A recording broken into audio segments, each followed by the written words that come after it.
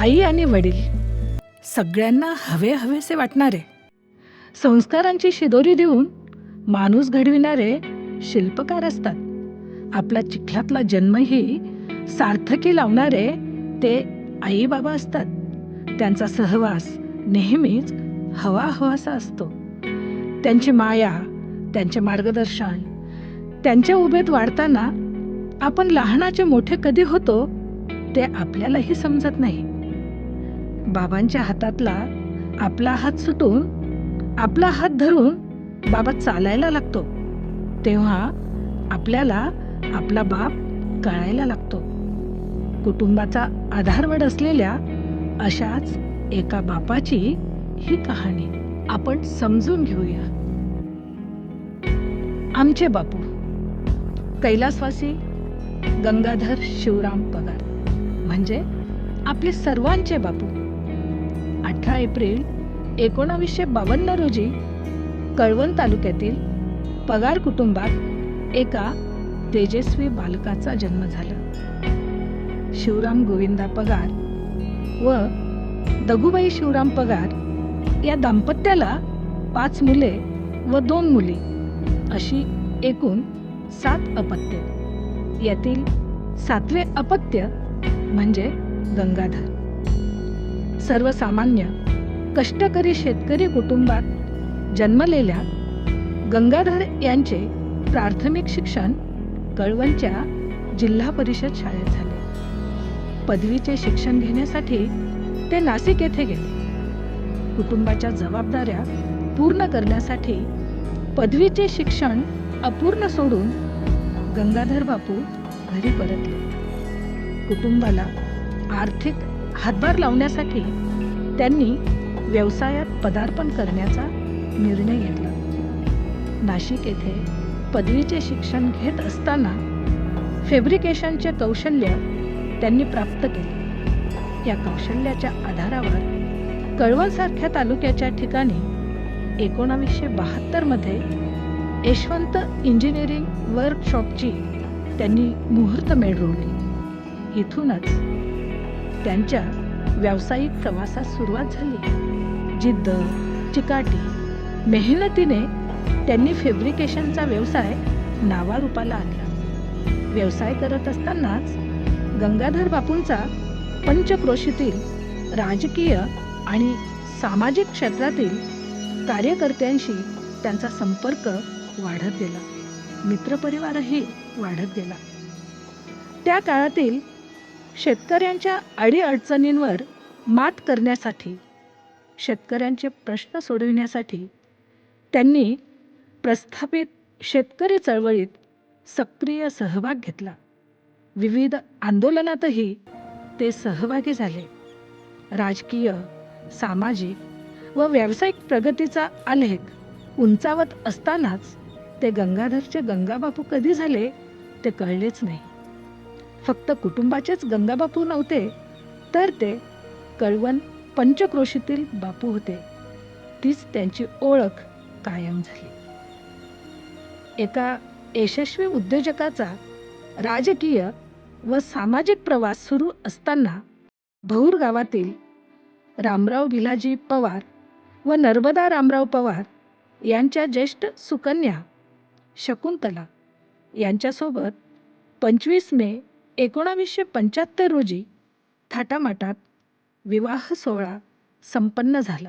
तिथून त्यांच्या वैवाहिक जीवनास सुरुवात झाली. या विवाह बंधनातून त्यांच्या जीवनवेलीवर वैशाली, प्रमोद आणि मनोज या 3 अपत्यांचा जन्म झाला. आज त्यांची 3ही अपत्य उच्च शिक्षित आहेत.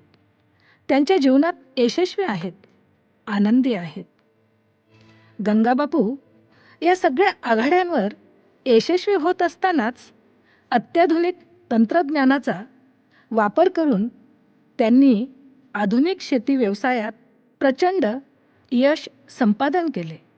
बापूंच्या मार्गदर्शनाखाली प्रमोद व मनोज यांनी शेती व्यवसायाला पुढे नेत यशस्वी शेती व्यवसायाचा आदर्श इतर शेतकऱ्यांपुढे ठेवला.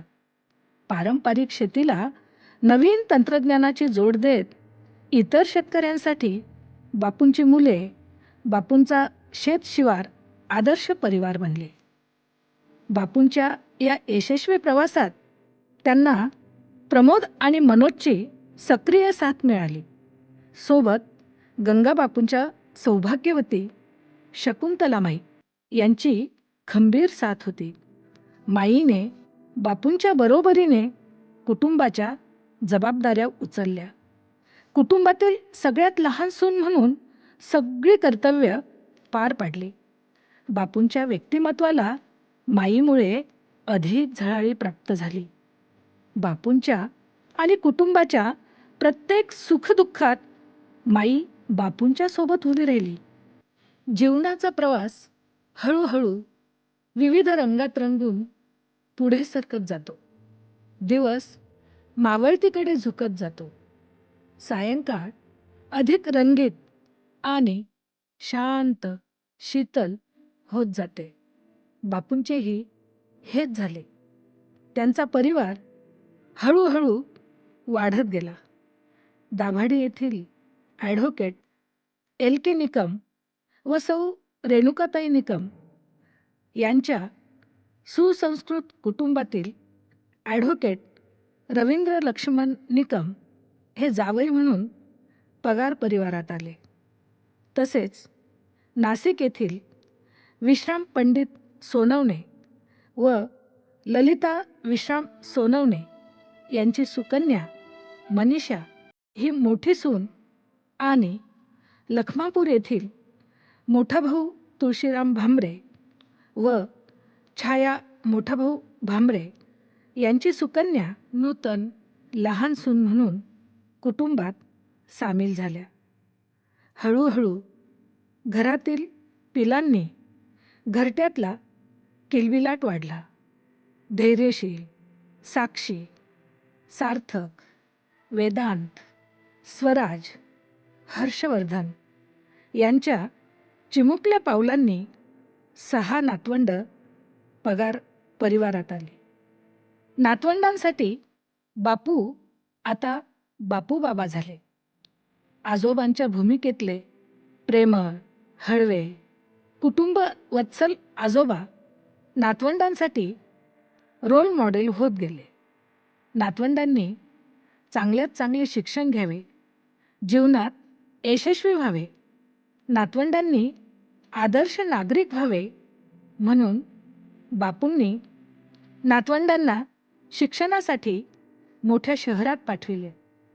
त्यांना प्रोत्साहन दिले. त्यांची सगळीच नातवंडे गोड आहेत. खरंच खूप गोड आहेत. कुटुंबियांसाठी, समाजासाठी, मित्रपरिवारासाठी बापू सच्चे साथी होते. रुबाबदार व्यक्तिमत्वातला त्यांचा वक्तशीरपणा, प्रामाणिकपणा, सचोटीबद्ध वर्तन, वेळप्रसंगी मदतीला धावणारे, कुटुंबाचे आधारस्तंभ असलेले गंगाबापू सगळ्यांसाठी भक्कम आधारवड होते. नेहमीच कडक इस्त्रीचे पांढरे शुभ्र कपडे, डोक्यावर कांजीची टोकदार टोपी, मनगटावर घड्याळ, खिशात डायरी, पेन, पायात रुबाबदार चप्पल घातलेले बापू रुबाबात वावरत असत. त्यांचा दरारा आणि आदरयुक्ती भीती हीच त्यांच्या व्यक्तिमत्वाची उंची होती. प्रत्येकाला आपलेसे वाटणारे बापू आज आपल्यात नाहीत.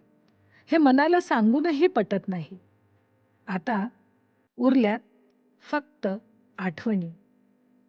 बापू, तुमच्या आठवणी, तुमच्या समवेत घालवलेले प्रत्येक क्षण, कधी करारी, कधी कुटुंबवत्सल, तर कधी खूप हळवे झालेले, आम्ही अनुभवलेले बापू, आपले बापू सदैव स्मरणात राहतील.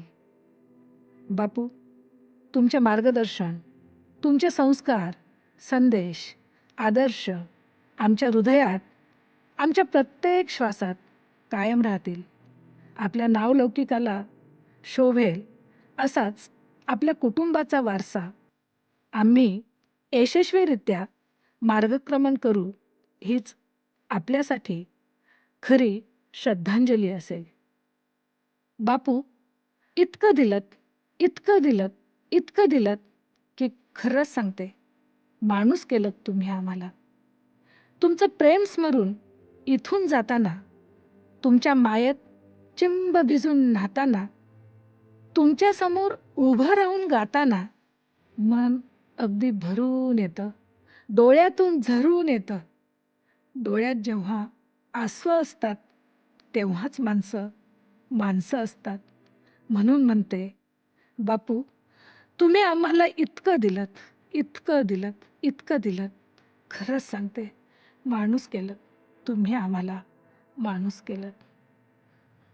बापू, आपल्या स्मृतीस विनम्र अभिवादन. ओम शांती, शांती, शांती.